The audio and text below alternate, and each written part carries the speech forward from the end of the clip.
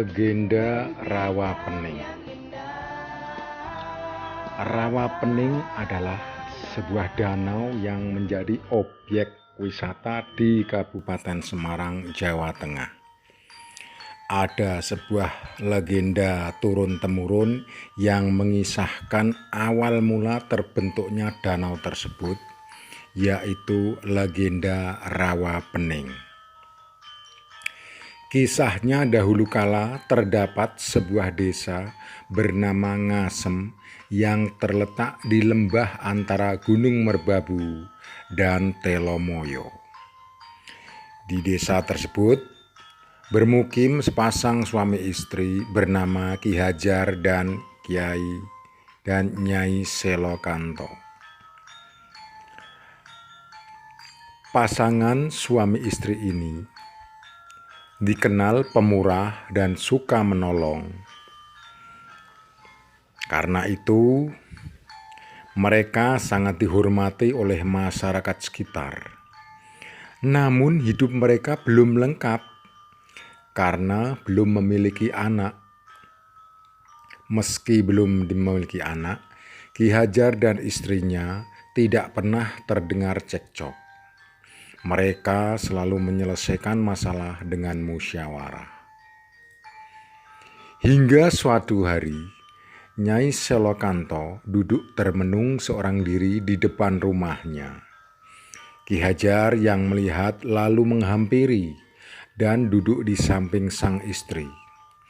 Kepada sang suami, Nyai Selokanto menyampaikan keinginannya untuk bisa memiliki anak. Dia sampai meneteskan air mata saat berbicara dengan sang suami. Ki Hajar kemudian meminta izin istrinya untuk bertapa. Dia berharap dengan bertapa, keinginan istrinya untuk memiliki anak bisa terwujud. Keesokan harinya, berangkatlah Ki Hajar ke lereng Gunung Telomoyo untuk bertapa. Selama Ki Hajar bertapa, Nyai Selokanto dengan sabar menunggu. Hari demi hari, minggu demi minggu, bulan demi bulan, bahkan bertahun-tahun. Namun sang suami tak kunjung datang. Hati Nyai Selokanto pun khawatir dengan keadaan suaminya. Suatu hari, Nyai Selokanto merasa mual lalu muntah-muntah.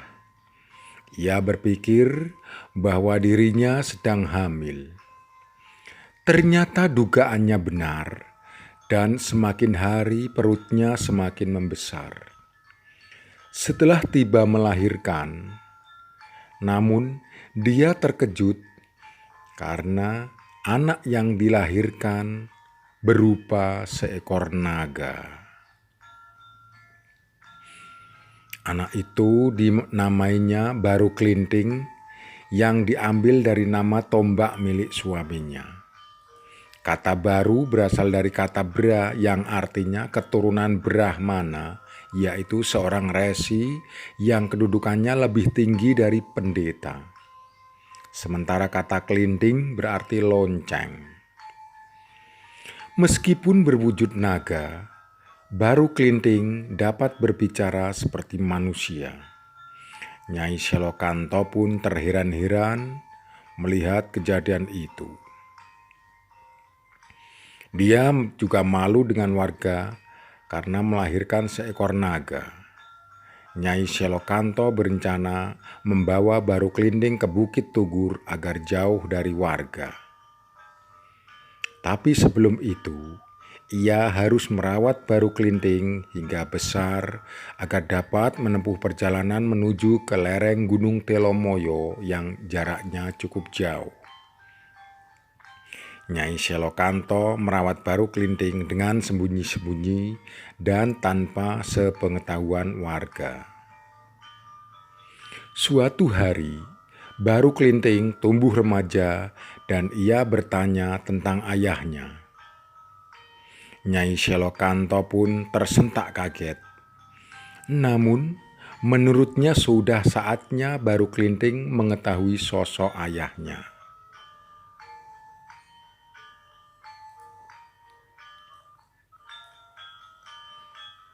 "Bu, apakah aku mempunyai ayah?" tanyanya polos. Nyai Selokanto tersentak kaget. Ia benar-benar tidak pernah menduga pertanyaan itu keluar dari mulut anaknya. Namun, hal itu telah menyadarkan dirinya bahwa sudah saatnya Baru Klinting mengetahui siapa ayahnya. "Iya, anakku, ayahmu bernama Ki Hajar. Tapi ayahmu saat ini sedang bertapa di lereng Gunung Telomoyo. Pergilah, temui dia dan katakan padanya bahwa engkau adalah putranya," kata Selokanto. "Tapi Bu, apakah ayah mau mempercayaiku dengan tubuhku seperti ini?" tanya Baru Klinting dengan ragu. "Jangan khawatir anakku, bawalah pusaka tombak Baru Klinting ini sebagai bukti," ujar Nyai Selokanto. "Pusaka itu milik ayahmu." Dia menyuruh Baru Klinting untuk menyusul ayahnya yang sedang bertapa di lereng Gunung Telomoyo. Nyai Selokanto meminta Baru Klinting membawa pusaka tombak Baru Klinting milik ayahnya. Kemudian Baru Klinting berangkat menuju Gunung Telomoyo. Dia melihat seorang laki-laki sedang duduk bersemedi. Mendengar jawaban itu, Baru Klinting langsung bersembah sujud di hadapan ayahnya. Ia kemudian menjelaskan siapa dirinya. Awalnya, Ki Hajar tidak percaya jika dirinya memiliki anak berwujud seekor naga. Ketika naga itu menunjukkan pusaka Baru Klinting kepadanya, Ki Hajar pun mulai percaya. Namun, ia belum yakin sepenuhnya. "Baiklah, aku percaya jika pusaka Baru Klinting itu adalah milikmu. Tapi bukti itu belum cukup bagiku. Jika kamu memang benar-benar anakku, coba kamu lingkari Gunung Telomoyo ini," ujar Ki Hajar. Baru Klinting segera melaksanakan perintah tersebut untuk meyakinkan sang ayah. Dengan kesaktiannya, Baru Klinting berhasil melingkari Gunung Telomoyo. Akhirnya, Ki Hajar pun mengakui bahwa naga itu adalah anaknya. Setelah itu, ia kemudian memerintahkan anaknya untuk bertapa di Bukit Togur agar tubuhnya berubah kembali menjadi manusia. "Pergilah bertapa ke Bukit Togur," ujar Ki Hajar. "Suatu saat kelak, tubuhmu akan berubah kembali menjadi manusia." "Baiklah, ayah," jawab Baru Klinting. Sementara itu, di sebuah desa bernama Patok. Desa itu sangat makmur, namun penduduk desa sangat angkuh. Suatu ketika, penduduk desa Patok bermaksud mengadakan pesta sedekah bumi setelah panen. Untuk memeriahkan pesta, akan digelar berbagai pertunjukan seni dan tari. Berbagai makanan lezat disajikan sebagai hidangan bersama dan jamuan untuk para tamu undangan.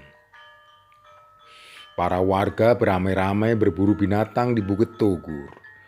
Sudah hampir seharian berburu, namun belum satu pun binatang yang tertangkap. Ketika hendak kembali ke desa, tiba-tiba mereka melihat seekor naga bertapa. Naga itu adalah Baru Klinting. Mereka pun beramai-ramai menangkap dan memotong-motong daging naga itu, lalu membawa pulang. Daging naga itu mereka masak untuk dijadikan hidangan dalam pesta. Ketika para warga sedang asik berpesta, datanglah seorang laki-laki yang tubuhnya penuh dengan luka sehingga menimbulkan banyu amis. Anak laki-laki itu adalah penjelmaan Baru Kelinting. Baru Kelinting pun ikut bergabung dalam keramaian itu. Dia meminta makanan kepada warga, namun tak satu pun yang mau memberi makan. Warga malah memaki-maki bahkan mengusir Baru Kelinting. Dia pun meninggalkan desa. Di tengah perjalanan, ia bertemu dengan seorang janda tua bernama Nyi Latung. Nyi Latung yang baik hati itu pun mengajak Baru Kelinting ke rumahnya dan menghidangkan makanan lezat. Dalam pembicaraan, Baru Kelinting menyarankan agar warga diberi pelajaran. Dia meminta Nyi Latung untuk segera siap jika mendengar suara gemuruh dan menyiapkan tumbukan dari padi, tumbukan kayu untuk menumbuk padi. Baru Kelinting kembali ke pesta dengan membawa sebatang lidi. Setiba di tengah keramaian, ia menancapkan lidi itu ke tanah. Dia meminta warga mencabut lidi yang ditancapkan. Warga pun beramai-ramai mencabut lidi itu. Tak seorang pun dari mereka yang mampu mencabut lidi tersebut. Baru Kelinting segera mencabut lidi itu. Karena kesaktiannya, ia pun mampu mencabut lidi itu dengan mudahnya. Begitu pula lidi itu tercabut. Suara gemuruh pun menggentarkan seluruh isi desa. Air pun menyembur keluar dari bekas tancapan lidi itu.